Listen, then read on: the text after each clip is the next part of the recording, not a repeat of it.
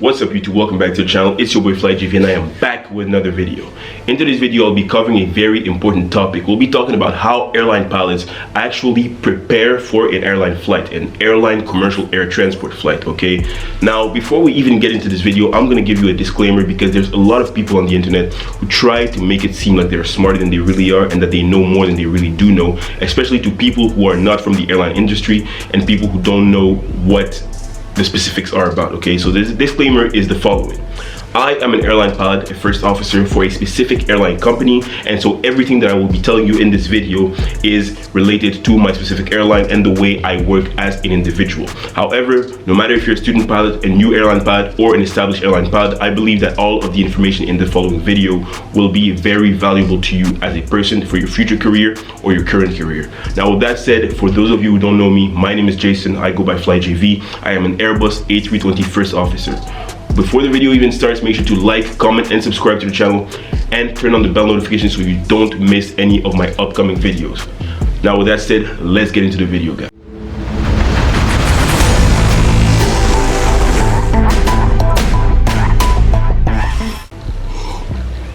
Now first things first, when I received my flight documents, okay, before I even leave the house to go in flight, the dispatch sends me a flight file, a full file with a bunch of documents that I will need to review to prepare my whole flight, do my calculations, etc. The first thing I always open, me personally, is the General Declaration. Now the General Declaration is a document which has many informations inside of it. The flight number, the aircraft registration, the crew, the departure, and the arrival. It is necessary for every international flight. Now the reason I open this file specifically is because it will give me a lot of valuable information before I even start treating any other part of the flight. I will know which aircraft I'll be using, okay, which aircraft type, because I fly the Airbus A320 family. It can be an A319, an A320, an A321, okay, and all of these aircraft, even though they have the same cockpit and the same type rating, they have different fuselage lengths, and so things change, such as the tail track awareness, oversteering during turns, and just general considerations such as these. So it gives me more situational awareness before I even get into the flight. So after I know the registration of my aircraft, I will then move to, okay, what is my crew? Who is the captain I'm flying with? And who are the flight attendants, okay? The cabin crew. Do I know them? This is just for me personally as an individual to know, okay, like what kind of people am I going to be flying with? We all have different personalities. It's very important as an individual in a professional job to know that the interpersonal relationships you have with these people will actually affect the way you work. So it allows me to prime myself mentally for how I'm going to be dealing with the situation and how I'm going to be dealing with these people. Now that I've seen who I'm flying with, I will then see the crew configuration. Now obviously there's a certain number of cabin crew and there's a certain number of flight crew. Now most of the time it will be 2 for the flight crew, the captain, the first officer, me, and 4, 5, or 6 for the cabin crew. Now this crew configuration will allow us to calculate the dry operating weight, and we need to know this value so we can give it to dispatch and they can give it to the operations before we even leave for the flight, so they can calculate and give us an adequate load sheet for the flight. Now this is a completely separate topic which I will cover in an upcoming video. Let me know in the comment section down below if you're interested in knowing about these different weights. I'll make a video about the fuel calculations and the different weights. Let me know in the comment section if you want to see that video. The next document I will then focus on is the dispatch flight release. Now the dispatch flight release is a very important document because it will give me the essential information for the overview of the flight itself. So I will have the seating configuration of the aircraft itself, okay, the flight information, meaning the departure, the arrival airport, and the alternate airport, because sometimes the alternate changes based on weather conditions, etc. by dispatch. They will select what is the most appropriate, okay, for the flight that day. However, obviously when we're in flight, this is really at the pilot's discretion, but for the preparation, it is something that is prepared by the dispatch so they can compute their initial fuel figures before we even leave to go to the aircraft. Then we will have the estimated zero fuel weight, which is something I will cover in the next video also. We'll have the estimated number of passengers, the fuel prices, which is important because it will let me know whether or not it will be advantageous to do a fuel tankering. Fuel tankering basically means taking more fuel to do the whole flight. So let's say I'm going from point A to point B and then from point B to point A, and point A has a lower fuel price than at point B. Instead of going to point B and refueling there where it's more expensive, I will get twice as much fuel at point A, so I can do the whole flight without having to refuel at point B, where it is more expensive. Okay, now this is obviously more technical than this, but this is a very simple way for me to illustrate what I mean. Now, then I will get the contact information. Now I can get the contact information of the refuelers, the handler himself, or the supervisors, depending on what I need. So I will have all this on the flight release. Okay. Now with that said, it's important to understand that the dispatch flight release is a document that needs to be understood and then accepted by the captain. Okay, so it has to be used in conjunction with the rest of the flight documents that will be used. Okay, because you will be using it as a checklist to make sure that your flight file is complete, okay, and you have everything you need before you leave. So you'll be doing that checklist, checking everything off, and then the captain will sign and accept that flight release to make sure that everything is correct. The dispatch flight release is a document that each captain must fully agree to, okay, and understand in order to be properly prepared to execute their flight. It is now time to get onto the more technical side of the subject, okay. The next document I will be looking at is the aircraft status. Now, what is the aircraft status? The aircraft status will be giving me all of the deferred defects of the aircraft of that day, including MEL and CDL items. MEL stands for minimum equipment list, and CDL stands for configuration deviation list. Now they're sensibly the same, however the MEL is something that is a full document which gives us all of the tolerances of equipment on the aircraft. For example, if they have any damage or they are inoperative for the day, they will give us the limit up to which we can fly that day, okay, how many flights we can perform with if it's a category A, for example, or how many days this tolerance can be accepted if it's category B, C, or D. CDL is essentially the same thing, however it usually affects more of the structure itself of the aircraft, the outside, the fuselage, the engines, etc., and it is located in the aircraft flight manual. And by knowing exactly what are the deferred defects of my aircraft that day, it will already give me the frame and the perspective of what my flight will be like, because you need to understand that MEL items and CDL items come a lot of times with operational procedures that have to be added to the normal standard operating procedures of the day. And because of that, it might make the whole operation a little bit more complicated and require a lot more focus. So before I even dive into anything like weather and NOTAMs, I will look at this to understand, okay, what type of operation are we going to be taking into account today? And when I get all that information about the operational procedures and all of the additional things that I need to do, I will be noting them down on a piece of paper that I will carry for the whole flight as a reminder that, okay, we have this that are not working, and these are the solutions to these problems. Next thing I will be looking at is the NOTAMs. NOTAMs stands for Notice to Airmen. It is a document that will be giving us and briefing us on everything that can affect our flight, whether it is at our departure, at our alternate, at our arrival, or en route. It will give us information on, for example, any radio nav aids and beacons that do not work or are inoperative on the route. It will let us know about any runways that are closed. It will let us know about any parachute jumping exercises, activities, dangerous areas, etc. that will be along our route and that might affect us. It is very important to meticulously look at all the NOTAMs for our intended route. You have imperatively, mandatorily, to look at departure NOTAMs, the arrival NOTAMs, the alternate NOTAMs, and if possible, the en route NOTAMs as well. Then, after having looked at the NOTAMs, I will then focus on the weather. Now, for the weather is also something that is important and essential. You cannot perform a flight without looking at the weather, because the weather is the thing that will let you know whether or not it is even possible for you to think about going in flight. It is illegal under certain circumstances to even take off if you don't have certain margins of weather at your departure airport, okay? So you look at the weather for the departure airport, you will look at the weather for the arrival airport, the alternate airport, and for example, let's say you're taking off from an airport which has very low visibility and you do not have the minima to come back and land. You will also have to think about a takeoff alternate, which is for a 2-engine aircraft, an airport that is at a distance of 1 hour for one engine inoperative. Okay, so you'll have to take all of these into account and look at the weather of that airport as well, if that is something that affects you that day. Now that you've looked at all of the airports themselves, you will have to look at the en route weather itself. Now, personally, I use apps for these things. For the individual airports, for the METARs and the TAFs, I will use Avia weather usually, and for the en route weather, I will use weather and radar most of the time. So this is something that I do, but I always use it in addition to having looked at the files that my airline has sent me. I will never just look at my app and then that's it, because sometimes the apps don't have everything. Sometimes they're not up to date, but sometimes they're a lot easier and sometimes they're a lot easier and a lot clearer to see through than with an actual paper, which gives you a lot of information that sometimes is not useful or relevant to you. Okay, so this is not a sponsorship, but if you want to, you can download these apps and it will make it a lot easier for you to prepare your flights as well. Also, FYI, METAR stands for Meteorological Aerodrome Report, and TAF stands for Terminal Area Forecast.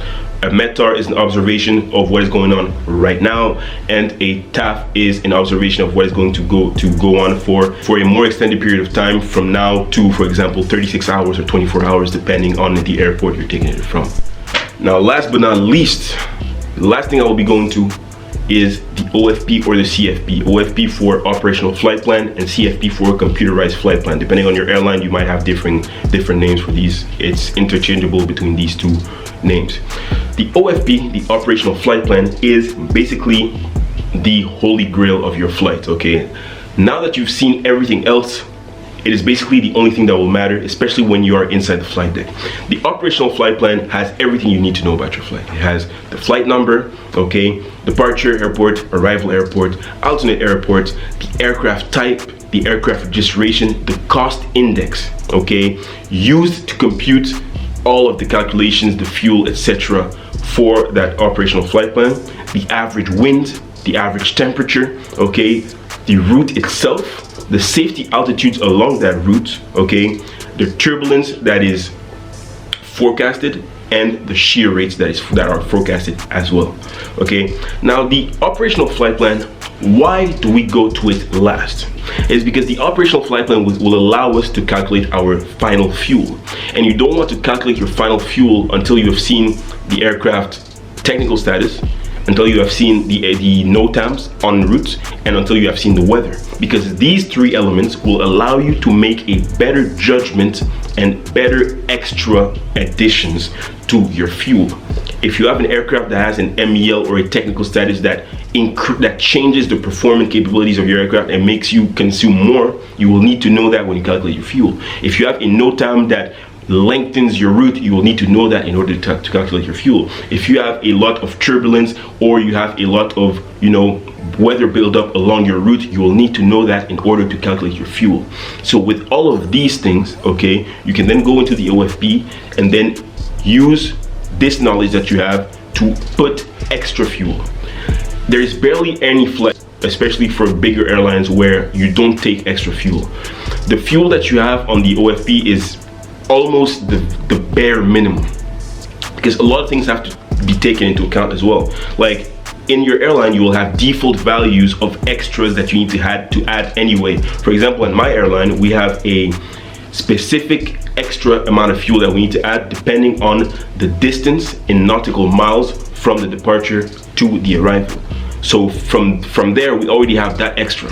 Now with that information of extra, I will add not only that, but because I'm adding more fuel to the computed value of the OFP, that difference will make me use and burn more fuel. So I need to account for that as well, and there's a calculation to do that. So I'll be doing all of these things. I'll be taking into account my weather, I'll be taking into account my shear rates, I'll be taking into account the altitude at which I will be flying. And based on all of these information, I can then calculate my fuel. This is how it goes. Now, when all of that is effectively done, I will go to the last part of my preparation, which is simply to load up everything on my iPad or EFB, electronic flight bag. Now, there's two main applications I will be going into. The first one is the official Jeppesen application. Okay, basically the Jeppesen application, FDX Pro, FD Pro X, is an application which allows me to map my whole flight. So for example, right now I am in my hotel room in Milan, Italy.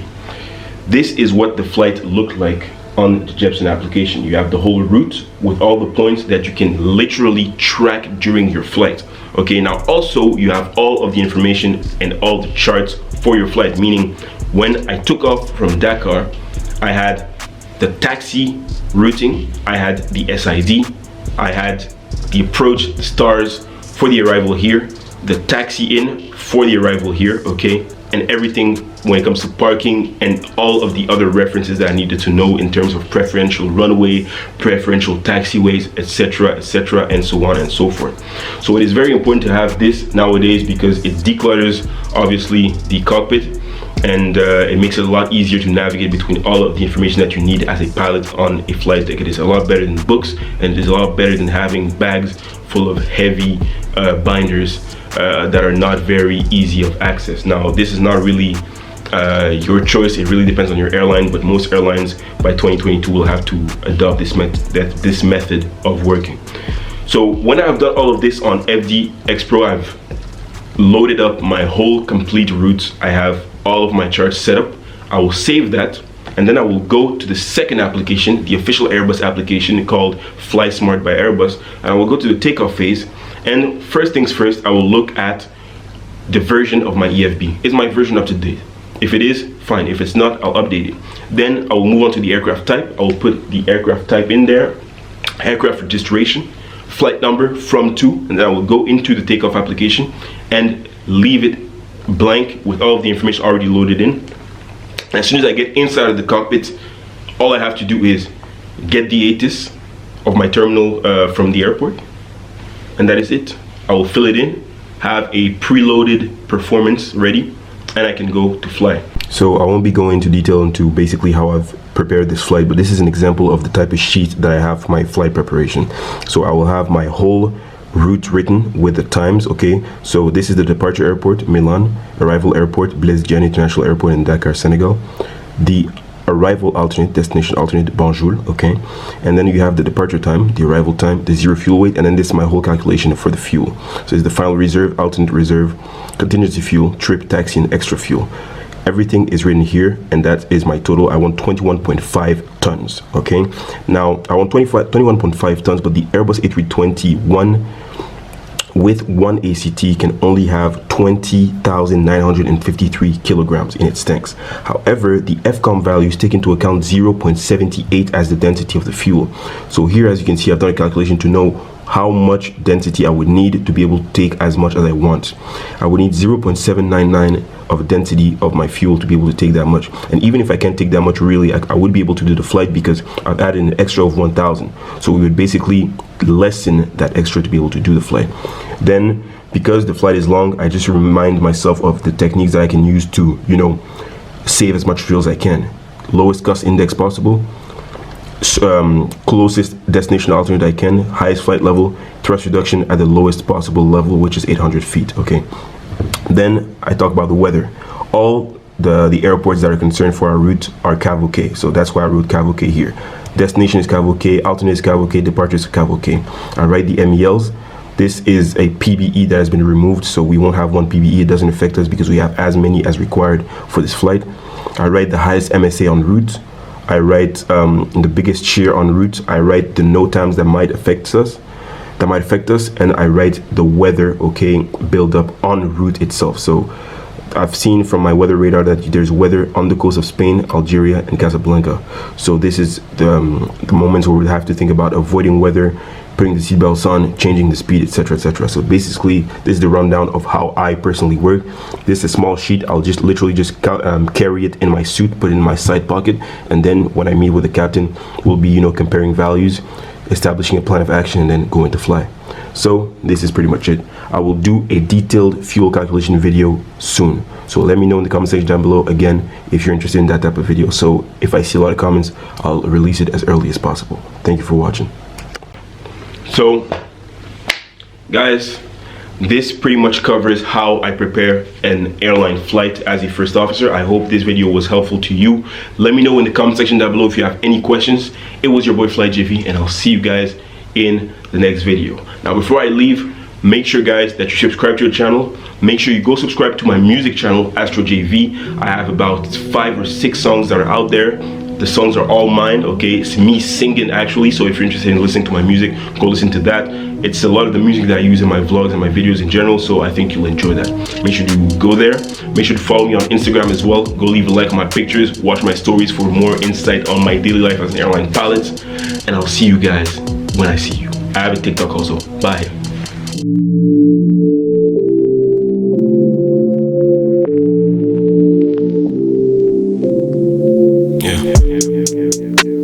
What's poppin' with you, shawty? Been looking forward to the time that maybe you would come around. I'm doubting your existence. My heart is on resistance.